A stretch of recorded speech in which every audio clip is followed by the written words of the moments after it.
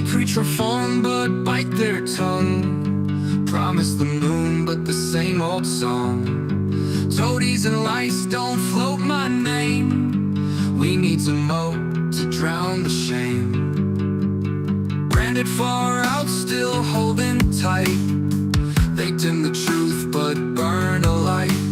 Crooked grins on a fancy coat. We need some moat to rock the boat. We need some moat, a wall, a chain to keep the lies from the pouring rain. Wade in deep where the waters grow. Flush out the rock, let the river flow. A mask of change, a hollow sound, a dance of puppets spinning round. Can't stand the taste, can't vote my note. We need some moat to stand and glow. Lure them close and whisper sweet. Sink their boots, let them feel defeat.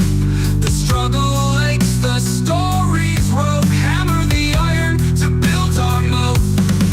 We need some moat, a trench, a line to show their gold ain't worth the time. Wash them down where the currents tow. Drown the old, let the new seeds grow.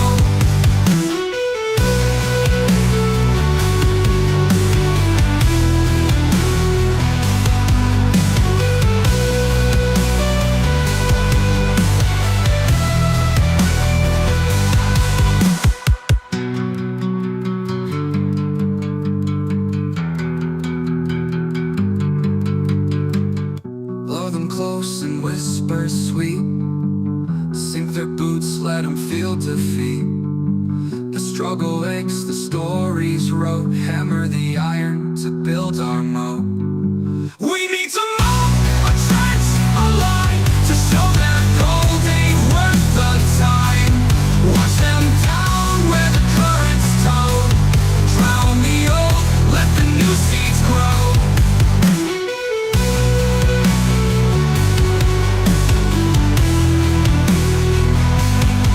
We need some moat, a wall, a chain to keep the lies from the pouring rain.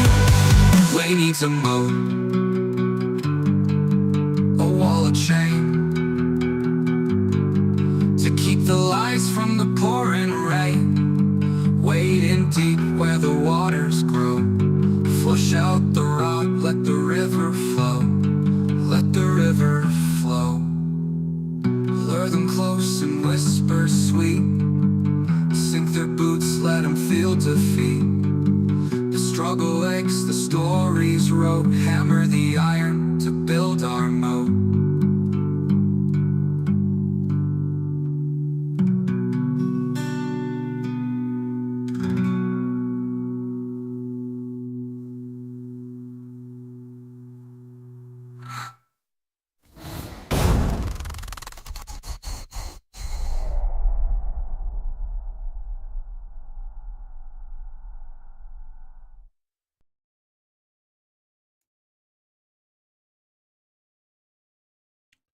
Good evening.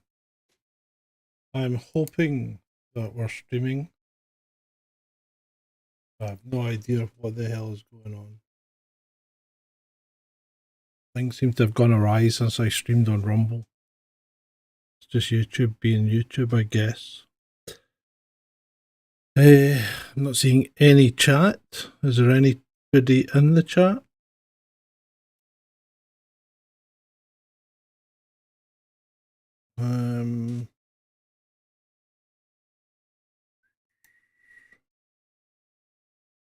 Says I've got 7 concurrent viewers. The chat gone.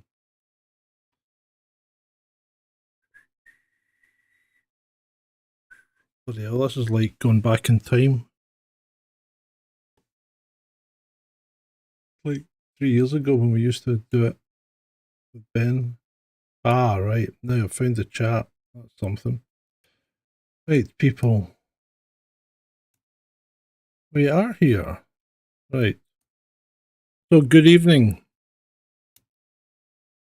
Can you all hear me all right?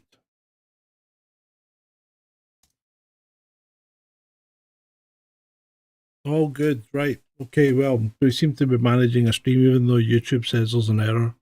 I have no idea what's going on. But we'll fix it at some point, as long as you can hear me. It's Wednesday night. Loud and clear, Sarge, says Shalini. Thank you, Shalini. Julie, Shalini, the regulars are there. Thank God for that. Dreadeye and Julie, greetings, Earthling. Yep, indeed. Right. I don't know if I've missed anyone in the chat earlier. No, I don't think. Oh, Ray. Good evening, Ray. Good evening. Right. Good. Let's crack on then. What I'm going to do tonight is I've prepared a little script and I'm going to read it to you because I was having some thoughts the other day, and it's just I was having some thoughts about how we are manipulated, and in particular I was thinking about soldiers, and this was probably after my chat that I had with Soldier on YouTube. So what I thought I'd do is I thought I'd do a little bit of research into this and see if I could refine my thought processes, and I think I have a little bit. So let's crack off. I'm supposed to. Hold on, let me see if I can do this. No. Hey there, Truth Seekers, Sgt Grumpy here, coming at you live from my bunker in Glasgow. Before we dive in, smash that, I can't do it. I'm supposed to say smash that like button. And if you're new here, subscribe to join our growing army of critical thinkers. I just can't do it. Can't do it straight. Can I? No, I can't. I need to, yeah, I need to start pretending more. We all need to be actors, don't we? We don't do tinfoil hats here, we do evidence and critical thinking. Tonight, we're tackling something different from our usual fare of cryptids and UFOs. We're looking at something potentially more insidious. How military recruitment targets idealistic young people, and what happens when that idealism crashes into reality. As a 20-year police veteran, I've seen my fair share of institutional manipulation. I can assure you of that. But what we're discussing tonight might surprise even the most cynical among you. Let me tell you something interesting. Military recruitment isn't random. It's a calculated process that deliberately targets young people's natural idealism. Take the British Army's 2020 recruitment campaign, and they specifically went after teenagers lacking self-confidence, promising them confidence that lasts a lifetime. But here's where it gets properly dodgy. A marketing brief for the British Army's 2017 recruitment campaign explicitly identified their core regular target audience as 16 to 24-year-old, primarily C2DE, with a mean household income of 10k. In normal people speak, that means they're targeting working class kids from poorer families. They even specifically targeted economically disadvantaged areas in northern cities and Welsh regions. Is anyone really surprised? Because the sales pitch isn't come risk your life for corporate interests. It's serve your country, find purpose, be part of something greater. And when you're young and idealistic, that's powerful stuff. I mean, we were all young at some point, and I'm pretty sure we all had our ideals. And then they use class and exploit it by trying to divide that class. There's a similar story across the pond. American recruiters focus heavily on disadvantaged communities where economic opportunities are slim. And for many kids, military service represents one of the few available pathways to education, healthcare, and social mobility. Healthcare and education, both very costly enterprises in America. So let's have a look. Are we getting any chat? Yes, we are. Good. Ray says, most of the best SAS soldiers are from economically deprived areas. Well, most of the best soldiers, most of the soldiers are from economically depressed areas, Ray, to be fair. Right. So I'm sure some of you are thinking, but Sarge, the military does provide opportunities. And you're not wrong. You are not wrong, because the military does. It trains people how to use, not just weapons, as we think about the military being involved in war, but, there's a whole team of people that are repairing ships, repairing tanks, engineering, building bridges, being nurses, being doctors. There's a whole team of people doing all these different tasks and learning something that they're going to be able to use in the civilian world once they leave. But at what cost? That's the problem. What is the cost to these opportunities? This travelling the world, this learning a trade.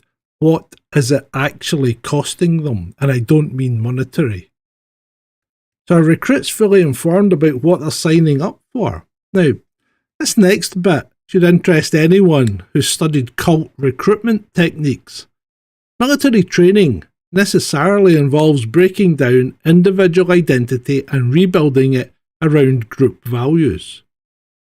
And while this serves legitimate military purposes, it's also a form of conditioning that prepares people to carry out actions they might otherwise question. So the bonds formed between soldiers are uniquely powerful. War correspondent Sebastian Junger observed that the willingness to die for another person is a form of love that most religions even fail to inspire. And these intense connections create conditions where loyalty to comrades can override personal moral consideration. So during my time in the police, I've seen similar bonding on a smaller scale, because that thin blue line mentality really does exist and can be powerful. I remember as a young police officer one night being out on patrol, and we came round the corner. We were in a Panda, and we came round the corner, and there was about maybe 200 people hanging about outside the hot dog stand after the disco had the disco. It sounds ridiculous. After the disco had spilled, and this was when everything shut at 1 o'clock. So they hang about, and what happens is they get into the odd fight or whatever, and we go in and mop up the pieces. But there's a lot of people there, and there was only 12 of us on the shift to cover the whole town of Irvine. And we parks the car, looks out, and there's a stramash going on at the top of the street. And I'm looking up and I'm thinking, hold on. Because the sergeant's Panda car was parked opposite where this stramash was. And then we looked further, and the two sergeants are on the deck getting a kicking. Now, you got to remember, there's about 200 people here, and most of them aren't really bothered about that, but there's a group getting right into these two police officers. And rather than just sit back and call for backup and wait until we've got mobs, your immediate instinct is your muckers are getting a kicking. So you just run in. You just go. Because you don't even think about what might happen to you. You just go because you got to render assistance to the people that you work with. And now, that's just a police situation. Imagine that in a war situation where you are literally relying on your people around you to keep you alive in every particular situation indeed. And I even see differences in the way that I approach things. Because once you've had this kind of shared experience, and any soldiers out there, or sailors, or RAF, well, okay, yeah, I know, I'm reaching, but the RAF get a real hard time from the other two services. But it also happens amongst others, like ambulance men and firemen and prison officers. All these kind of, security service type kind of things. You end up with this kind of bond, and you feel comfortable when you're in that kind of group. And obviously it is because of the way that you've been treated and the way that you've been conditioned to a degree. Because even though we go on, for instance, we go on Fortnite sometimes, and the guys in Isle play, And I take it really seriously because we're in a situation where our avatars are going to die. And they don't. They're just having fun. But for me, it's slightly different. I really get annoyed. And I think that's just the conditioning. I was thinking about it and I'm thinking maybe that's a conditioning thing from this. I'm hoping the stream's okay because this thing is flagging up loads of errors and saying it's poor, but I'll fix it for the next time if it's not. And I'll certainly fix it for tomorrow night when we're back on with Ed, 9 o'clock UK time. Ed and I will be doing a deep dive into something different tomorrow. I think we might be going to Ecuador. Not the song. Thank you guys. Right, so anyway, the military does take this to a completely different level. And this is where we look at the dark side of training, because some military units have histories of abusive practices that reinforce obedience. From the brutal Dedovshchina hazing in Russian forces to documented abuses at the UK Army's Foundation College in Harrogate. And these aren't just toughening up exercises. They're systematic breaking of individual will. In the most extreme cases, these include sexual assault during initiation ceremonies. And this isn't about creating soldiers. It's about creating unquestioning compliance. And obviously, not all military training involves abuse, but some of it does happen, and we need to acknowledge that these documented patterns exist. And even if I go back, I remember when we joined the police, the first thing that happens is you walk in and you think you're joining a civilized organisation, and there's a guy standing there in full police uniform with the cane, and he's the drill sergeant, and he is pressed to the nines. His boots, you can literally see your face in them because they are so shiny. And he's got his peak slashed so you can barely see his eyes. And he's standing there, erect and very, very present. And you walk up to sign in and he points his cane at you, and goes, "What are those?" And I'm like, I've no fucking idea, but I'm going, "Sideburns, sir?" And the first thing you get is, "You never call me sir. I'm a sergeant. I work for a living." Because the drill sergeants, obviously, they go to Catterick and do all the drill at Catterick. And this is why the police can actually march. Because certainly for the Scottish police, all our drill sergeants were trained at Catterick and then taken back up into the college and would train us. So even from the word go, they start to tear you apart. And you when you look back on it, you can see it. But joining the police as a young man of 21 or whatever, it's completely different. And then there's that kind of camaraderie there that extends not just to the police in Scotland, but to police all over. And you end up making friends with other police officers in other areas and even different countries. And once you're a cop, you always seem to be a cop. You can always talk to other cops. I've got photographs sitting on Harleys in New York and, talking to cops in Florida and cops in Slovakia. So, and I even got off with a motorway fine in Germany because I was a cop.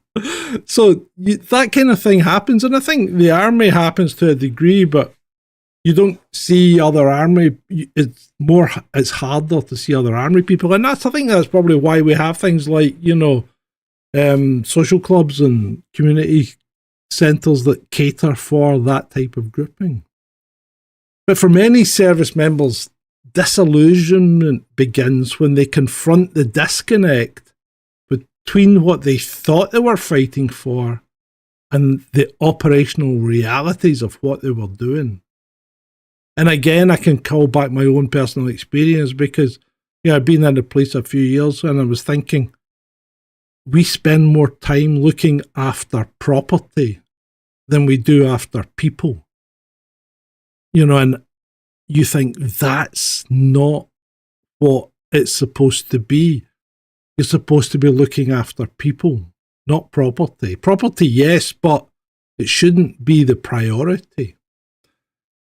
And philosophers have argued that soldiers are exploited insofar as they're pressured to shoulder additional moral responsibilities, morally deliberate roles, and moral risks.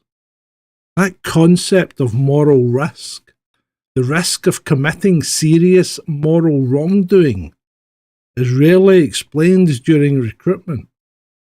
These practices exacerbate and concentrate moral risk exposure, particularly when we're targeting youth from deprived areas. Think about it. We're asking 18-year-olds to potentially make life or death decisions when their brains aren't even fully developed. How many of us at 18 fully understood the complex moral from idealist to instrument, the transformation, the awakening, when idealism meets reality? It's all territory that we'd have to navigate in adult life. So if we look at the Afghanistan effect, the chaotic withdrawal from Afghanistan after 20 years of conflict accelerated this disillusionment for many. Trust in the US military dropped to 60%. That's the lowest level it's been in 2 decades. And for those who served there, and for those who fell, they didn't get the chance to question, but those who served there questioning the purpose of their sacrifice can actually be quite devastating. And after experiencing the intensity of military life, many veterans struggle to find comparable meaning in civilian society. As Junger notes, the defence of the tribe is an insanely compelling idea. And once you've been exposed to it, there's almost nothing else you would rather do. For those who participated in actions they later question, the moral injury can be profound. Unlike PTSD, which stems from fear, moral injury stems from guilt and moral confusion. And veterans need to reconcile their actions with their core values, often without adequate support. Remember, we're not talking about a few isolated cases here. This is a documented pattern that repeats generation after generation. Now, I'm not here to tell anyone not to join the military. That's a personal choice. What I am suggesting is that we need to demand more transparency about what service really means. Military recruiters rarely discuss moral injury, potential disillusionment, or the complex ethical territory that soldiers must navigate.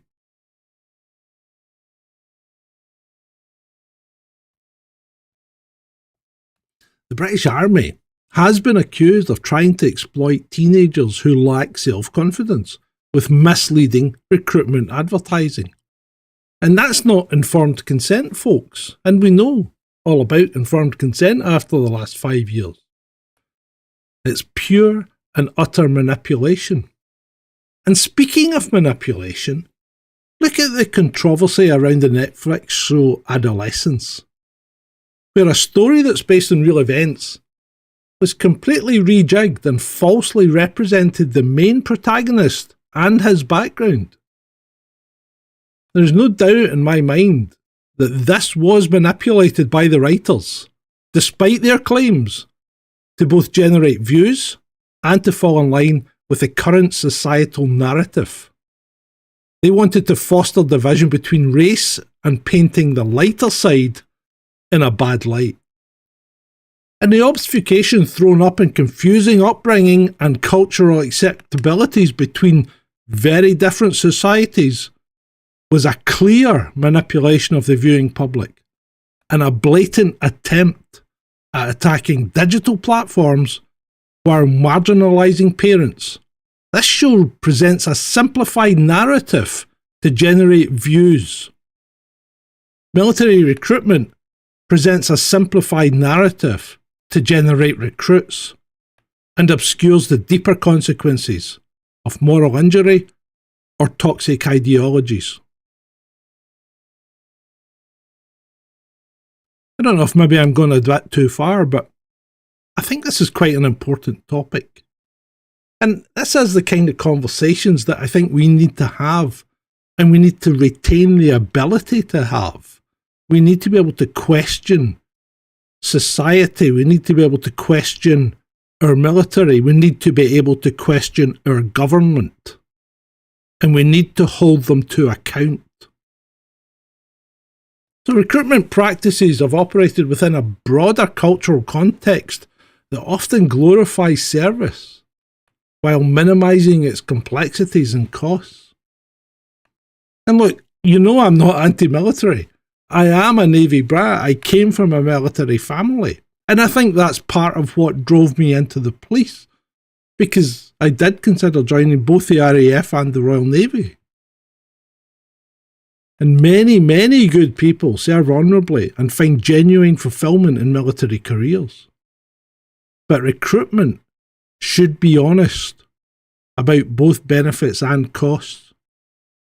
And young people deserve to know what they're signing up for, not just the college tuition and the job skills, but the moral complexity and the potential psychological impacts. Because they may be standing behind a long-barreled weapon and having to make a decision whether someone continues to live or not. As always on this channel, we follow the evidence, and the evidence shows, and I have no problem in saying evidence shows systematic targeting of vulnerable populations with messaging that emphasises benefits while downplaying serious risks.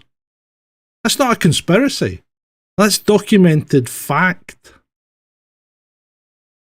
I'd like to hear from any veterans in the chat. What was your experience? Did reality match what recruiters promised?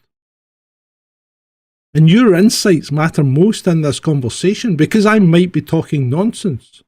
I have my own personal experiences from a less involved situation, the thin blue line. It's quite hard to put yourself in the mind of someone who has had that bond and then had it taken away. And when that moment comes, or sometimes it doesn't, when that moment comes when you realise that instead of fighting for Queen and country and your family back home, you were fighting for the government and corporate interests. And that can crush people. So remember, question everything, especially when someone's trying to sell you a noble purpose that benefits interests other than your own. That's not cynicism, that's critical thinking, and that's what we encourage on this channel. So what do you guys think? Did I go too far? Or is that a reasonable question to be asking yourselves?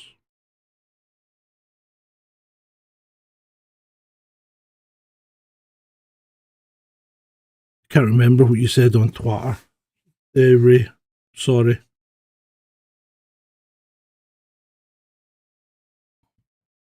But yeah, I think everybody's different. Everybody takes things in a different way as well.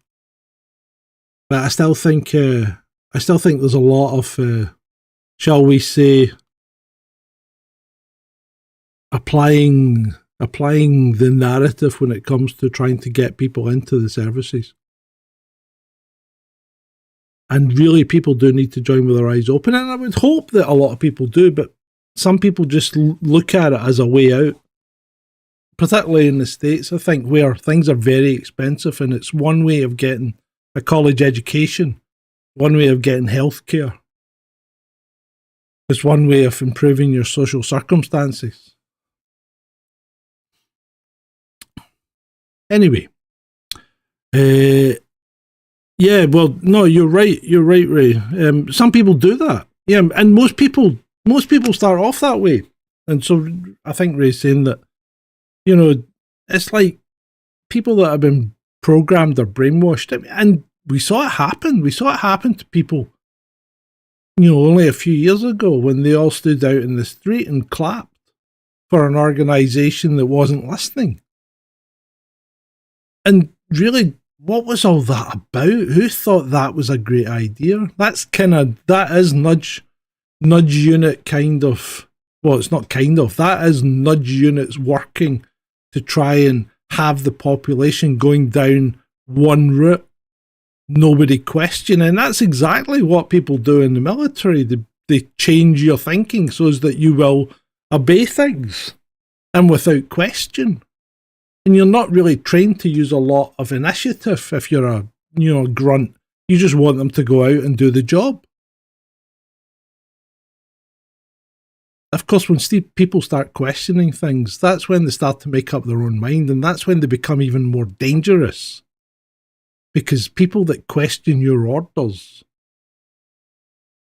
might then see past the fact that they're not your orders. They're not even the government's orders. They're maybe coming from a corporation. And you end up fighting in a far-off land for oil rights or poppies. It's quite sad. And think of the people that died and the families that lost them. What do they think?